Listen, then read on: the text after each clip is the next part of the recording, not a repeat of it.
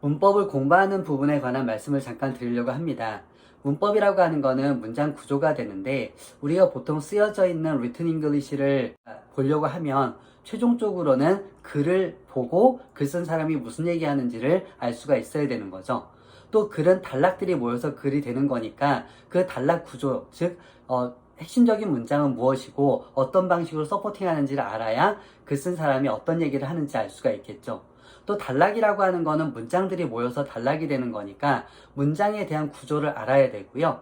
또 문장들은 또 단어가 모여서 문장이 되는 거니까 그 단어가 예를 들어서 품사도 있을 거고 뭐 표현도 있을 거고 그런 부분들을 내가 많이 알아야 되고 제대로 알아야 되는 거죠. 우선은 그 문법이라고 하는 거는 그 중에서 문장에 관한 이야기가 되는 거죠. 문장 구조를 모르게 되면 단어를 많이 한다고 해서 그러니까 정확하게 의미를 갖고 오기 어렵기 때문에 그런 측면에서 문법이 필요한 거고요. 문법이라고 하는 건 문장의 구조, 즉 틀이죠. 자, 틀이니까 우리가 공부를 할 때 그러니까 기본적으로 모든 문법이 마찬가지겠지만은 어떻게 생겨먹었는지 알아야 되죠.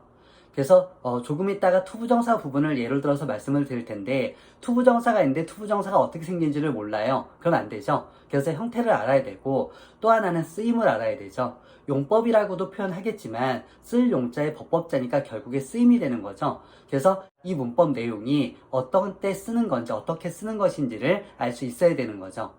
그래서 문법 수업을 할 때 형태적인 부분과 쓰임을 반드시 얘기를 하게 됩니다.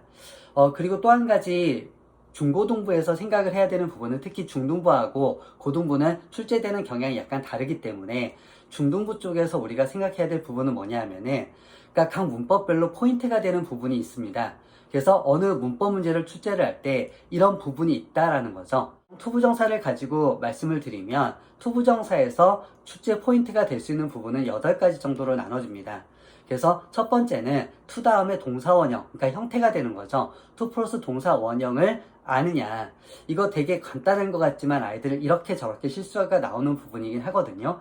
그래서 형태적인 부분들, to 다음에 동사 원형 씁니다 라고 하는 부분을 반드시 알고 있어야 되고요.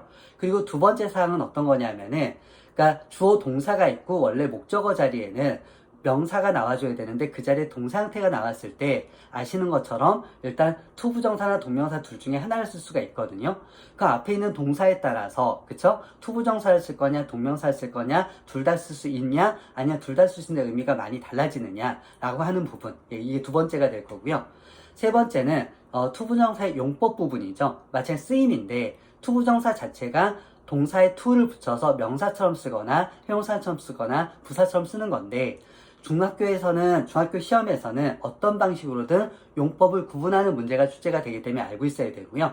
그 다음에 네 번째는 비교적 간단한데 그러니까 투부정사의 낫을 어떻게 붙이냐, 부정을 어떻게 만드냐인데 그쵸, 아시는 것처럼 투부정사 투 앞에다가 낫을 붙이게 되는데 그 형태적인 부분도 출제 포인트가 될 수 있고요. 그 다음에 다섯 번째는 그러니까 투부정사의 의미상의 주어입니다. 그래서 보통 for 플러스 목적격을 쓸 텐데 의미상의 주어가 어떤 거냐 그 부분이 있고요.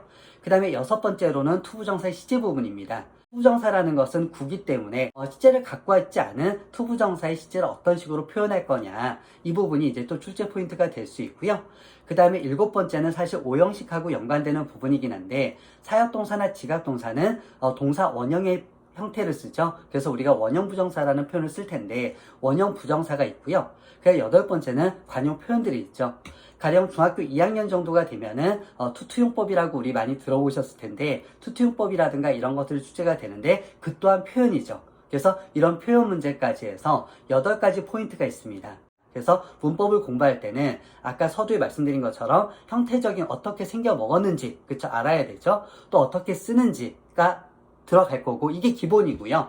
그런데 조금 더 세부적으로 본다고 하게 되면은 그러면은 포인트가 되는 각 문법마다 포인트가 되는 부분이 있기 때문에 그런 부분을 정리해서 내가 암기를 하고 또 그걸 활용을 할 수 있으면은 중등부에서는 크게 문법이 많이 어렵지는 않을 수 있습니다.